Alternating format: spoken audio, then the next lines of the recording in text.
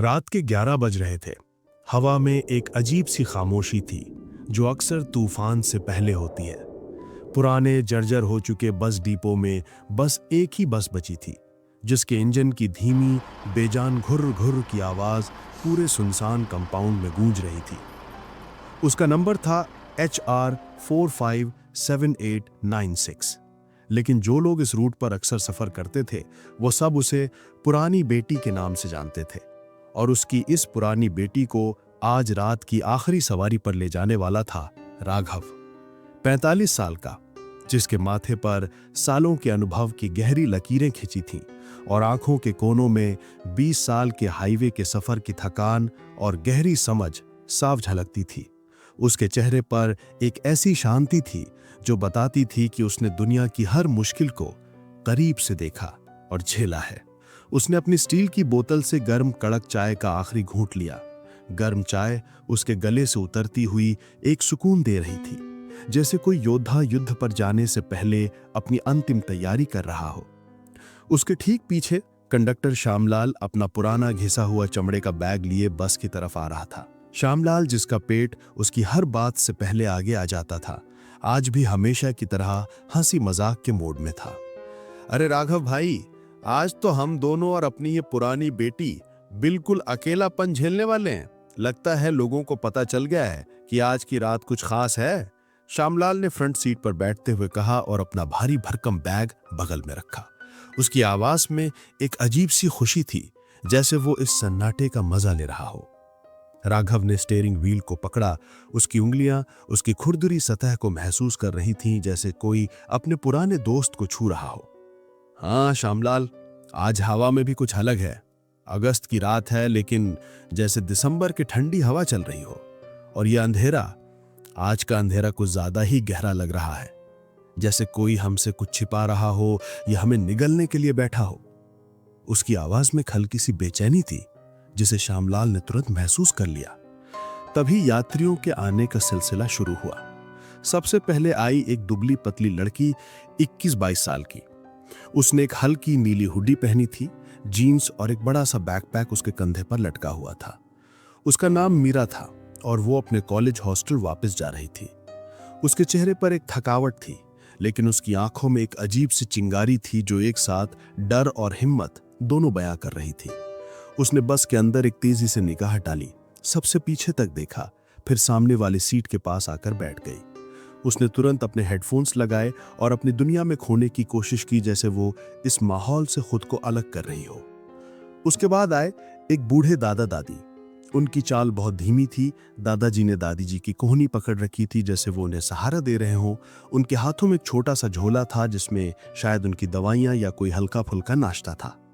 वो किसी से बात नहीं कर रहे थे, बस के बीच वाली सीटों पर जाकर बैठ गए, अपने ही ख्यालों में खोए हुए। उनके चेहरे पर एक ऐसी शांत उदासी थी, जैसे वो अपनी मंजिल तक पहुंचने की बस उम्मीद कर रहे हों। फिर आया एक और यात्री, 35 साल का, लेकिन लगता था जैसे जिंदगी उसे 50 साल का बनाकर छोड़ गई हो। उसने एक ऐसा सूट पहना था जिसका रंग उड़ चुका था और किनारे थोड़े फटे हुए थे। उसके बालों में तेल नहीं था और आंखों के नीचे गहरे काले घेरे थे। वो किसी से नजर नहीं मिला रहा था, सीधे जाकर सबसे पीछे की सीट पर बैठ गया, जैसे वो इस बस में मौजूद ही नहीं था। इसके बाद कुछ और लोग आए, जिनके चेहरे अंधेरे में इतने साफ नहीं थे। एक आदमी जिसकी टोपी ने उसके चेहरे को छिपा रखा था और वो सोता हुआ लग रहा था, और 2 लड़के जो लगातार आपस में फुसफुसा रहे थे। 11 बजे राघव ने इंजन की घरघराहट को सुना, जिसकी आवाज उसे हमेशा आत्मविश्वास देती थी। उसने गियर डाला और बस धीरे धीरे डिपो से निकलने लगी। जैसे ही बस ने हाईवे की तरफ अपना रुख किया, सामने एक बड़ा काला समंदर फैल गया हो। हेडलाइट्स की 2 ढलती हुई रोशनी ही आगे का रास्ता दिखा रही थी। पहला 1 घंटा बिल्कुल सामान्य था। बस की लय, इंजन की आवाज और टायरों का सड़क पर घिसना, ये सब राघव के लिए किसी लोरी की तरह थी। श्यामलाल उठा, अपनी टिकट मशीन लेकर, चलो भाई बहनों, टिकट ले लो, टिकट बना लो, कहते हुए गलियारे से गुजरा। उसने सबको टिकट दिए। बूढ़े जोड़े से थोड़ी धीमी आवाज में बात की। सूट वाले आदमी को देखा जो पहले से ही सोया हुआ लग रहा था, और मीरा को टिकट दिया जो अपने फोन में कोई गेम खेल रही थी। फिर वो फ्रंट सीट पर आकर बैठ गया। कम यात्री हैं, लेकिन अच्छा है, जल्दी घर पहुंच जाएंगे, श्यामलाल ने कहा। राघव की नजर रियर व्यू मिरर पर पड़ी। वो मिरर जिसे वो हर 30 सेकंड में एक बार जरूर देखता था, उसकी तीसरी आंख थी। उसने यात्रियों को फिर से चेक किया। सब थे। मीरा, बूढ़े कपल, सूट वाला आदमी, टोपी वाला, 2 लड़के। और फिर उसकी नजर सबसे पीछे वाली सीट पर गई। सबसे पीछे वाली सीट, जो कि बस की बनावट की वजह से थोड़ी झुकी हुई थी, उसके दाहिने कोने में एक आदमी बैठा था। राघव की भौहें एक साथ मिल गईं। उसने यात्रियों की एक मेंटल सूची बनाई थी, लेकिन उसने तो इस आदमी को नोटिस ही नहीं किया था। उसने धीरे से श्यामलाल से कहा, अरे ये सबसे पीछे वाला सफेद कपड़े वाला कब चढ़ा? श्यामलाल ने पीछे मुड़कर देखा। उसकी हंसी गायब हो गई और उसके चेहरे पर एक अजीब सा डर आ गया। सचमुच भैया, मैंने भी इसे नहीं देखा। जब हमने बस शुरू की तब भी वो वहीं बैठा था। ऐसा लगता है जैसे वो हमारी सोच से भी पहले से यहां बैठा हो। दोनों के बीच एक असहज खामोशी छा गई। राघव ने फिर से मिरर में देखा। वो आदमी बिल्कुल स्थिर बैठा था। उसने पूरे सफेद कपड़े पहने हुए थे, एक सफेद कुर्ता और पाजामा जो इस रात के अंधेरे में भी चमक रहे थे, जैसे उनमें से कोई रोशनी आ रही हो। उसका चेहरा खिड़की की तरफ था, इसलिए पूरा दिख नहीं रहा था, लेकिन उसके काले बाल थे जो कानों तक थे। कोई बात नहीं, आखिरकार राघव ने खुद को दिलासा देते हुए कहा। अगले स्टॉप पर पूछेंगे, शायद कोई अधिकारी है या फिर कोई जो डिपो से सीधे बस में आ गया होगा। लेकिन यह स्पष्टीकरण उसके अपने दिल को संतुष्ट नहीं कर पा रहा था। वो हर मिनट मिरर में देखता, वो आदमी हिलता तक नहीं था, न साइड में न पीछे, न उसने अपना फोन निकाला, न उसने कुछ खाया पिया। वो बस बैठा था जैसे कोई मोम का पुतला हो। और फिर जैसे उसे पता चल गया कि कोई उसे देख रहा है, वो आदमी धीरे धीरे अपना सिर घुमाकर रियर व्यू मिरर की तरफ देखने लगा। राघव की सांस अंदर ही अटक गई। उसने तुरंत नजर झुका ली और अपनी आंखों को सड़क पर केंद्रित कर लिया। उसने उसका चेहरा नहीं देखा, लेकिन उसे ऐसा लगा जैसे किसी ने उसे अंदर तक देख लिया हो। उसके हाथ स्टीयरिंग व्हील पर ठंडे पड़ गए। अब बस में हर कोई एक अजीब सी बेचैनी महसूस कर रहा था। मीरा ने अपने हेडफोन्स उतार दिए। उसे ऐसा लगा जैसे कोई उसे बहुत गहराई से देख रहा हो। वो पीछे मुड़कर देखी। सफेद कपड़े वाला आधी प्रोफाइल में दिख रहा था। उसके होंठ बिल्कुल पतले थे और चेहरा इतना सफेद था जैसे कभी धूप ना लगी हो। उसके हाथ घुटनों पर थे, बिल्कुल स्थिर। उसने श्यामलाल से पूछा, जो अब घबरा कर अपनी उंगलियों से सीट की सिलाई को छू रहा था, भैया वो आदमी आखिर उतरेगा कहाँ? श्यामलाल ने जबरदस्ती एक हंसी निकाली। अरे छोड़ो बहन जी, रात को ऐसे लोग मिलते रहते हैं, थके हारे भूखे प्यासे, सुबह होने तक सब उतर जाते हैं, कोई टेंशन नहीं। लेकिन उसकी आवाज में वो आत्मविश्वास नहीं था जो आमतौर पर होता है। बस एक छोटे से गांव के पास पहुंची। आमतौर पर यहां हाईवे के किनारे 2-4 लोग खड़े होते थे या कोई चाय का ठेला लगा होता था, लेकिन आज वो जगह बिल्कुल सुनसान थी। कोई नहीं था।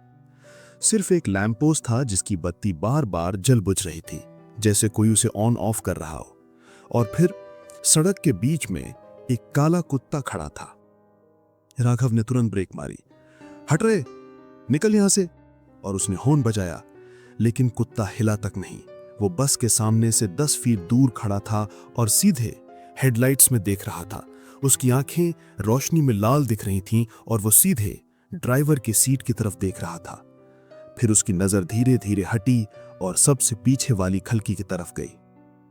तभी मीरा ने एक हल्की सी चीख सुनी। उसने पीछे देखा। सफेद कपड़े वाले आदमी के होंठों पर एक अजीब सी मुस्कान थी जो बिल्कुल भी प्राकृतिक नहीं थी। न उसमें खुशी थी न दर्द, वो बिल्कुल खाली थी, लेकिन इतनी भयानक थी कि मीरा का खून चमसा गया। उसकी मुस्कान उसकी आंखों तक भी नहीं पहुंची थी, जो अंधेरे में बस 2 काले गहरे गड्ढे लग रही थी। कुत्ता जैसे उस मुस्कान को देखकर डर गया, एक तेज सी भौंक मारी और अंधेरे में भाग गया। बस फिर से चली, लेकिन अब माहौल बिल्कुल बदल गया था। हर कोई जाग गया था। बूढ़े जोड़े ने एक दूसरे का हाथ कसकर पकड़ लिया। सूट वाला आदमी अब सोता हुआ नहीं लग रहा था, बल्कि डरा हुआ लग रहा था। वो 2 लड़के अब फुसफुसा नहीं रहे थे, बल्कि चुपचाप बैठे थे। बस की लाइट्स बार बार जलने बुझने लगीं। बस की स्पीड अपने आप कम होने लगी, जैसे कोई इंजन को दबा रहा हो। तभी मीरा ने अपना फोन निकाला। No service. उसने लॉक स्क्रीन अनलॉक की। उस पर एक नोटिफिकेशन था जो आमतौर पर नहीं आता था। गहरे अक्षरों में लिखा था, लास्ट पैसेंजर हैज जॉइंड। उसने तुरंत फोन बंद कर दिया, जैसे उसने कोई जलती हुई चीज पकड़ ली हो। उसने श्यामलाल की तरफ देखा, जो अब राघव से धीरे से बोल रहा था, भैया कुछ तो गड़बड़ है, रुक जाओ ना साइड में, पता करते हैं। राघव ने कहा, नहीं श्यामलाल, अब रुक नहीं सकते, रुक गए तो पता नहीं क्या हो जाएगा। हम उसे अगले स्टॉप तक ले जाएंगे और उतार देंगे। तभी बूढ़े दादाजी ने हिम्मत करके पूछा, बेटा पीछे वाले साहब आप कहाँ उतरोगे? पूरी बस में सन्नाटा छा गया। इंजन की आवाज भी गायब सी हो गई। हर कोई सुनना चाहता था। सफेद कपड़े वाले ने धीरे धीरे अपना सिर घुमाकर सामने देखा। उसकी आवाज बोली नहीं, लेकिन एक आवाज गूंजी, एक ऐसी आवाज जैसे कई सारे लोग एक साथ बोल रहे हों, कुछ दूर से कुछ पास से, मैं अंतिम स्टॉप पर उतरूंगा। उसकी आवाज सुनकर सबके शरीर में एक ठंडक दौड़ गई। वो आवाज मशीनी थी, भावनाहीन, लेकिन उसमें एक ऐसी डरावनी ताकत थी जैसे वो अंदर तक झांक रही हो। और फिर हवा में एक अजीब सी बदबू आने लगी, जैसे कोई कपड़ा या बाल जला हो। मीरा ने अपनी नाक बंद कर ली। वो बदबू असहनीय और डरावनी थी। राघव का ध्यान बिल्कुल भटक चुका था। वो सोच रहा था कि क्या करे, कहां रुके। उसके हाथ कांप रहे थे। तभी बस अपने आप एक तेज मोड़ लेकर एक साइड रोड पर मुड़ गई। राघव ने स्टीयरिंग को नियंत्रित करने की कोशिश की, लेकिन ऐसा लग रहा था जैसे कोई और उसे चला रहा हो। वो साइड रोड एक घने जंगल की तरफ जा रही थी। पेड़ बहुत घने थे और उनकी शाखाएं बस के ऊपर से गुजरती हुई लग रही थी, जैसे उसे रोकना चाहती हो। आखिरकार बस एक पुराने बड़े से पीपल के पेड़ के नीचे रुक गई। उस पेड़ की शाखाओं ने पूरे क्षेत्र को ढक रखा था, जैसे एक बड़ा सा छाता हो। पेड़ के नीचे एक छोटा सा उपेक्षित सा मंदिर था। उस मंदिर का एक दिया था, लेकिन वो बुझा हुआ था। इंजन बिल्कुल बंद हो गया। हेडलाइट्स भी बुझ गईं। पूरे अंधेरे में बस की आंतरिक लाइट्स भी फेल हो गईं। बस पेड़ के बीच से आती हुई चांदनी की थोड़ी सी रोशनी थी। सफेद कपड़े वाला आदमी खड़ा हुआ। वो धीरे धीरे गलियारे से आगे की तरफ चलने लगा। उसके कदम बिल्कुल आवाजहीन थे। वो आगे आया, ड्राइवर की सीट के पास। उसने राघव की तरफ नहीं देखा। उसने सीधे सामने की विंडशील्ड से बाहर देखा, उस बुझे हुए मंदिर की तरफ। उसने बस इतना कहा, यहां से आगे कोई अपनी मंजिल तक नहीं पहुंचता। और फिर अंधेरे में एक तेज दूर तक जाती हुई चीख सुनाई दी। कौन चिल्लाया? वो चीख किसी इंसान की नहीं लग रही थी। वो ऐसी थी जैसे किसी जानवर को जिंदा जला दिया हो। वो चीख बस के अंदर से आ रही थी या बाहर से, कोई नहीं बता पा रहा था। लाइट्स जल बुझकर फिर से ऑन हो गई, लेकिन अब वे रक्त लाल रंग की थीं। पूरे कैबिन को लाल रंग में नहला रही थी। और फिर सब कुछ एक साथ हुआ। बस हिलने लगी, जैसे किसी ने उसे उठाकर हिला दिया हो। शीशे की खिड़कियां एक साथ टूटकर बिखर गईं। लोग चिल्लाए, लेकिन उनकी चीखें अंधेरे में खो गईं। मीरा ने महसूस किया जैसे कोई ठंडा बेजान हाथ उसका गला दबा रहा हो। राघव ने स्टीयरिंग व्हील को कसकर पकड़कर खुद को बचाने की कोशिश की। श्यामलाल ने अपना सीट बेल्ट लगाने की कोशिश की, लेकिन वो टूट गया। और फिर एक ऐसी आवाज आई जैसे कोई बहुत बड़ी वैक्यूम मशीन चालू हो गई हो। हर चीज बस से बाहर की तरफ खींची जा रही थी। अंधेरा, जो पहले से ही गहरा था, उसने सबको अपने में लपेट लिया। अगली सुबह एक स्थानीय ट्रक ड्राइवर ने जंगल के किनारे खड़ी हुई बस को देखा। उसकी हेडलाइट्स हल्की हल्की जल रही थी। इंजन बंद था। उसने अंदर झांका। कोई नहीं था। ना राघव, ना श्यामलाल, ना मीरा, ना वो बूढ़े जोड़े, ना सूट वाला आदमी, ना वो 2 लड़के, ना टोपी वाला आदमी। बस बिल्कुल खाली थी। लेकिन अजीब बात यह थी कि वहां कोई टूटे हुए शीशे नहीं थे, ना ही किसी संघर्ष के निशान थे। सब कुछ बिल्कुल सामान्य था, जैसे बस ने आराम से रुककर सबको उतार दिया हो। पुलिस आई, जांच हुई, लेकिन कोई सबूत नहीं मिला। केस फाइल पर गुमशुदा लिखकर बंद कर दिया गया। लेकिन कंडक्टर की सीट के नीचे एक चीज मिली, एक पुराना हाथ से लिखा हुआ टिकट। उस पर किसी ने लाल स्याही से लिखा हुआ था, अंतिम सवारी, भुगतान किया गया। आज भी लोकल लोग कहते हैं कि अगर तुम उस हाईवे पर रात के 11 बजे के बाद बस पकड़ोगे तो ध्यान रखना, आखिरी सीट कभी मत लेना। वो हमेशा खाली दिखेगी, लेकिन वो तुम्हारे लिए नहीं है, वो उसके लिए है। वो आएगा सफेद कपड़े पहने हुए, बिना टिकट के, और अगर तुम उसे देख लोगे तो समझ जाना कि तुम्हारी अंतिम सवारी शुरू हो चुकी है। वो तुम्हें अपनी मंजिल तक ले जाएगा, एक ऐसी मंजिल जहां से कोई वापस नहीं आता। तो दोस्तों, ये कहानी सिर्फ एक कहानी नहीं है, ये एक चेतावनी है। रात की सवारी हमेशा महंगी पड़ती है। अगर तुम्हें लगता है ये सब बकवास है, तो अगली बार रात को हाईवे पर बस का इंतजार करना। शायद अंतिम सवारी तुम्हारे लिए ही हो। बस की आखिरी सीट, उसे हमेशा खाली मत समझना।